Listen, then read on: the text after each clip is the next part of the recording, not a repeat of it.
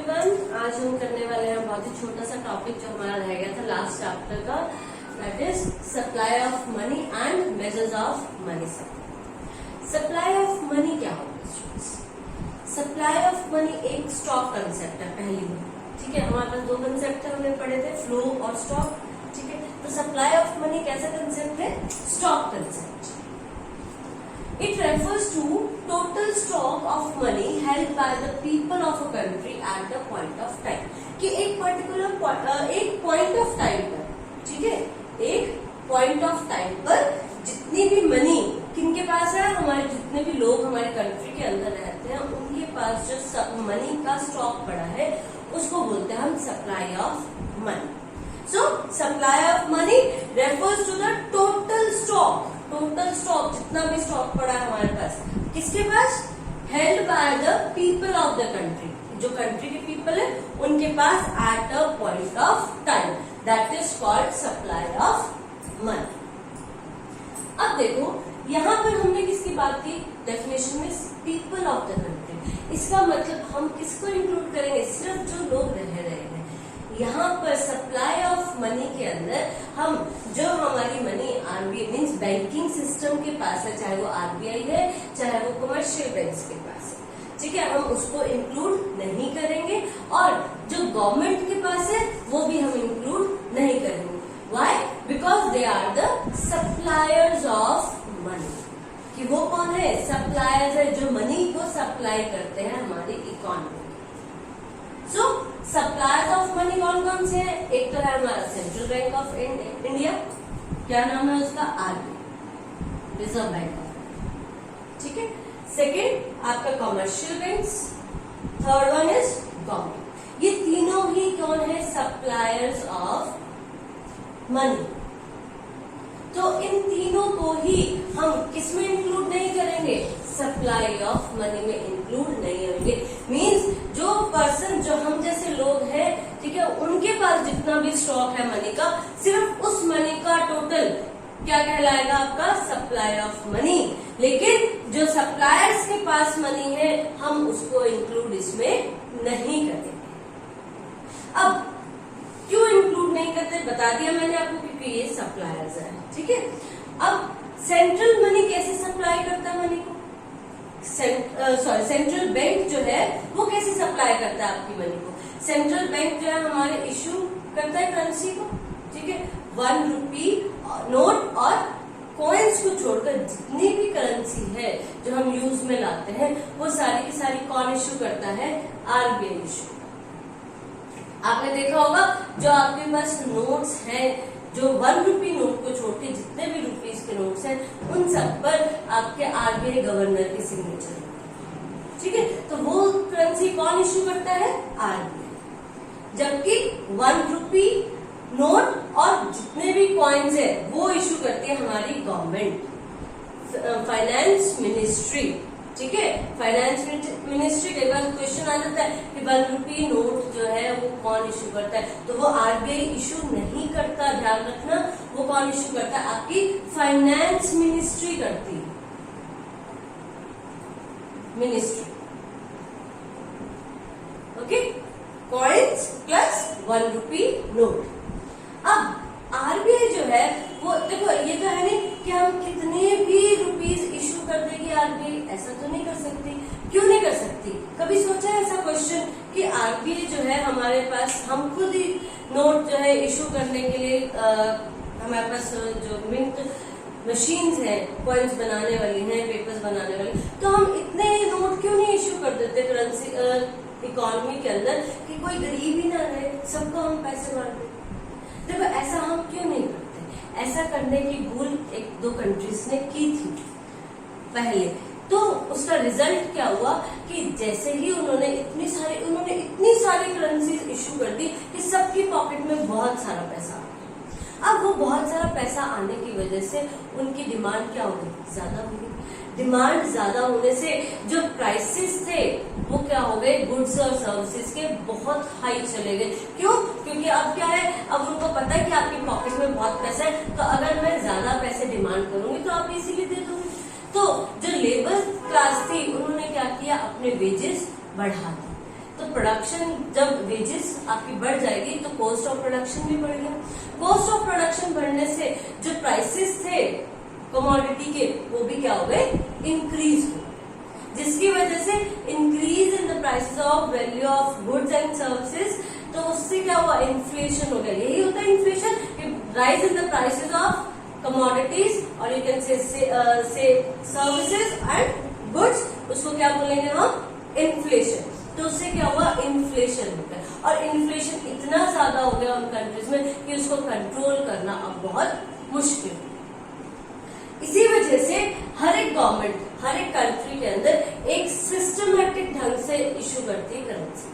हमारे इंडिया में आरबीआई कौन से सिस्टम से करता है issue currency, minimum reserve system से। अब मिनिमम रिजर्व सिस्टम में क्या रहता है कि ₹200 करोड़ किस फॉर्म में होते हैं, in the form of gold and securities,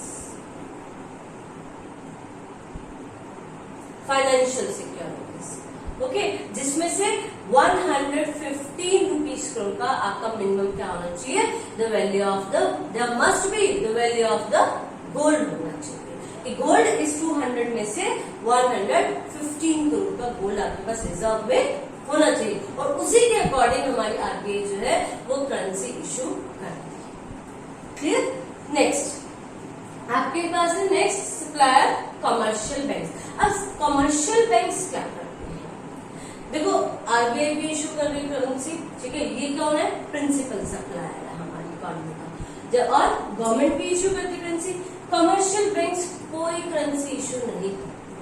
तो ये कैसे बने हमारे सप्लायर्स ऑफ मनी, ये ऐसे बने क्योंकि इनका फंक्शन है हमसे डिपॉजिट्स कलेक्ट करना, कि डिमांड डिपॉजिट से ये क्या करते हैं, क्रिएशन ऑफ मनी करते हैं, कि हमसे क्या लेते हैं, हमारे डिपॉजिट्स ले लेते हैं और वही डिपॉजिट्स हमें अवेलेबिलिटी दे देते हैं कि आप चेकेबल फॉर्म में डिमांड आप क्या कर सकते हो, ले सकते हो या किसी को पैसे दे सकते हो, ठीक है। तो चेक्स के थ्रू क्या कर सकते हैं, ये क्या करते हैं, चेक इशू कौन करते हैं, कमर्शियल बैंक। तो चेक के थ्रू इन्होंने क्या किया, सप्लाई कर दी मनी। नेक्स्ट अब हम चलते हैं, नेक्स्ट हमारा है measures of money supply. Measures of money supply हमारे पास 4 मेजर्स होते हैं स्टूडेंट्स। एक होता है M1, M2, M3 and M4।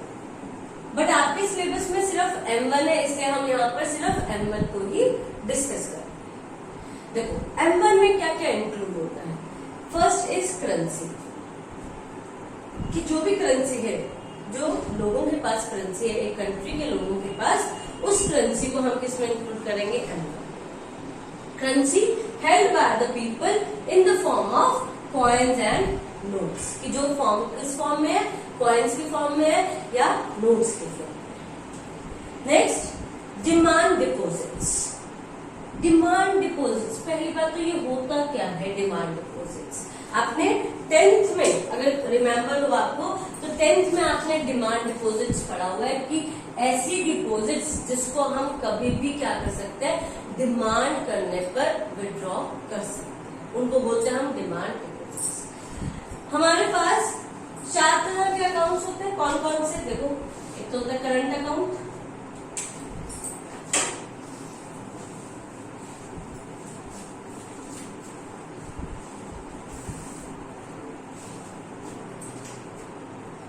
Current account. Current account कौन सा अकाउंट है, जो हम डेली बेसिस पे जब हम डिपॉजिट और विड्रॉल करते हैं, जिस अकाउंट के अंदर मेनली ये अकाउंट कौन यूज करता है, जो बिजनेसमैन है, ठीक है, उनके लिए यूजफुल होता है कि आप वो डेली बेसिस पर डिपॉजिट्स भी करवा सकते हैं और डेली बेसिस पर विड्रॉल भी करवा सकते हैं। करंट अकाउंट पर बिल्कुल मिनिमम आप कह सकते हैं या नेग्लिजिबल हम कह सकते हैं कि इंटरेस्ट रेट मिलता है। सेकेंड आपके पास अकाउंट है सेविंग अकाउंट। सेविंग अकाउंट जैसे सैलरीड पर्सन जो होते हैं या हाउस वाइफ है, जो वो पर्सन है, वो भी क्या करते हैं, वो कौन से अकाउंट खोलना पसंद करते हैं, सेविंग अकाउंट। क्यों, क्योंकि हम इसमें सेविंग अकाउंट में क्या कर सकते हैं, हम मंथली बेसिस पर आ सकते हैं, मंथली बेसिस पर हम इसमें डिपॉजिट करवा सकते हैं, मंथली में आप विड्रॉल करवा सकते हैं, एक मंथ में आप 3 ट्रांजेक्शन जैसे कर सकते हैं, ठीक है। तो इस तरह का जो अकाउंट होता है उसको कहते हैं हम सेविंग। मेनली जो सेविंग अकाउंट रहता है वो सेविंग करने के पर्पज से खोला जाता है। नेक्स्ट आपका आता है फिक्स्ड डिपॉजिट या टर्म अकाउंट। टर्म या हम इसे टाइम डिपॉजिट भी कहते हैं, टाइम डिपॉजिट अकाउंट, या आप इसको फिक्स्ड डिपॉजिट भी कहते हैं।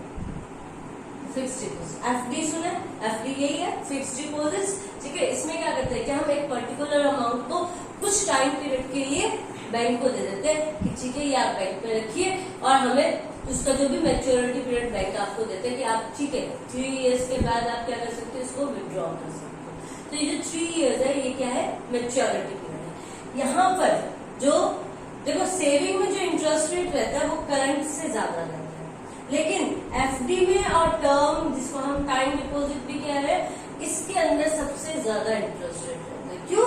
क्योंकि यहाँ पर बैंक्स के पास ही पैसा पड़ा है। मेनली जो है यहाँ पर बैंक को पता है कि 3 साल के तक हमारे पास ये पैसा कहीं नहीं जाएगा। पर्टिकुलर 1 लाख अगर आपने डिपॉजिट करवाया है, एफडी करवाई है, तो वो 1 लाख 3 इयर्स के लिए बैंक के होंगे।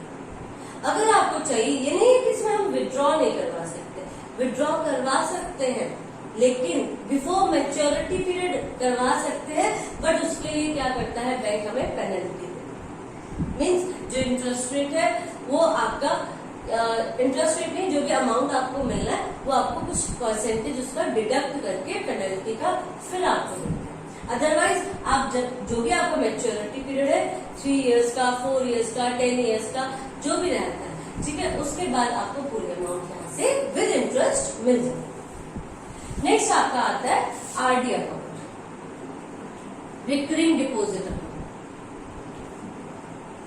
इसके अंदर क्या रहता है कि आप डेली बेसिस पर, वीकली बेसिस पर, मंथली बेसिस पर आप डिपॉजिट तो करवा सकते हो, लेकिन जो विड्रॉल रहता है इसमें भी हमारा एक मैच्योरिटी पीरियड है, उस मैच्योरिटी पीरियड में ही आपको क्या मिलता है, विद इंटरेस्ट आपको आपकी मनी मिल जाती है। अब डिमांड डिपॉजिट क्या है, इन दोनों को मिला दो, करंट अकाउंट और सेविंग अकाउंट। ये दोनों ही अकाउंट क्या है, क्योंकि हम इन दोनों में ही क्या कर सकते हैं, देखो ऑन डिमांड विड्रॉल कर सकते हैं कि जब हमें चाहिए हम विड्रॉ कर सकते हैं, ठीक है। तो इनको बोलते हैं हम demand deposits. Okay, term deposit या टाइम डिपॉजिट या एफडी जो भी है हम बोल रहे हैं, इनको या रिकरिंग डिपॉजिट, इनको हम डिमांड डिपॉजिट्स में इंक्लूड नहीं करते। तो डिमांड डिपॉजिट, अब डिमांड डिपॉजिट्स कौन से deposits, demand deposits of the people with the commercial bank. जो भी कमर्शियल बैंक है उनके पास जो भी डिमांड डिपॉजिट्स पड़ा है वो हम किसमें इंक्लूड करते हैं, M1। नेक्स्ट आपका आता है अदर डिपॉजिट्स। अब ये अदर डिपॉजिट्स में क्या क्या इंक्लूड होता है, देखो अदर डिपॉजिट्स में 3 थिंग्स इंक्लूड होती है। कौन कौन सी, एक तो demand deposit with RBI of public financial institution, कि जो भी डिपॉजिट डिमांड डिपॉजिट्स है किसके पास, आरबीआई के पास, किसके, पब्लिक फाइनेंशियल इंस्टीट्यूशंस के। पब्लिक फाइनेंशियल इंस्टीट्यूशन कौन सी, जैसे कि नाबार्ड, ठीक है। इस तरह के जो भी फाइनेंशियल इंस्टीट्यूशन है जो पब्लिक है, मीन्स गवर्नमेंट, जो पब्लिक फाइनेंशियल इंस्टीट्यूशन है उनके जो डिमांड डिपॉजिट्स आरबीआई के पास है उसको हम किसमें इंक्लूड कर रहे हैं, other deposits. Next DD with RBI of foreign central banks. अगर कोई फॉरेन के सेंट्रल बैंक्स या फॉरेन गवर्नमेंट के आपके डिमांड डिपॉजिट्स आरबीआई के पास है तो वो भी आप इंक्लूड करेंगे इसमें। Next DD of international financial institution, जो इंटरनेशनल फाइनेंशियल इंस्टीट्यूशंस है कौन कौन से, जैसे कि आपके वर्ल्ड बैंक है, IMF है, ठीक है, इनके भी डिमांड डिपॉजिट जो आरबीआई के पास है वो भी हम किसमें इंक्लूड करेंगे, other deposits. So M1 is a combination of currency held by the people in the form of coins and notes, plus demand deposits of the people with commercial banks, plus other deposits. Other deposits means demand DD with RBI of public financial institutions, DD with RBI of foreign central banks of foreign government, and DD of the international financial institutions. But remember one thing students, कि हम M1 में क्या include नहीं करेंगे, क्या नहीं include करेंगे हम यहाँ पर, जो भी डिपॉजिट्स है हमारी गवर्नमेंट का, जो डिपॉजिट है आरबीआई के पास, क्योंकि आरबीआई क्या है, बैंक ऑफ द गवर्नमेंट है, तो जो भी गवर्नमेंट, हमारी कंट्री की गवर्नमेंट का जो पैसा आरबीआई के पास है, और जो हमारे कमर्शियल बैंक्स का पैसा आरबीआई के पास है, ठीक है। आरबीआई के पास जो भी हमारे डिपॉजिट्स है किसके, कमर्शियल बैंक्स के, ठीक है, वो हम इसमें इंक्लूड नहीं करेंगे। Remember this. सो आज हमने क्या पढ़ा, सप्लाई ऑफ मनी के बारे में हमने पढ़ा कि क्या होता है, स्टॉक कंसेप्ट है हमारा, कि जितने भी लोगों के पास पॉइंट ऑफ टाइम पर मनी है उसका स्टॉक क्या कहलाता है, आपका सप्लाई ऑफ मनी। फिर सप्लायर्स ऑफ मनी कौन से, 3 सप्लायर्स है हमारे पास, RBI, commercial bank and government. Then measures of money supply में हमने M1 पढ़ा, M1 includes currency, demand deposits and other deposits. Clear? So that's all for today. Thank you, have a nice day.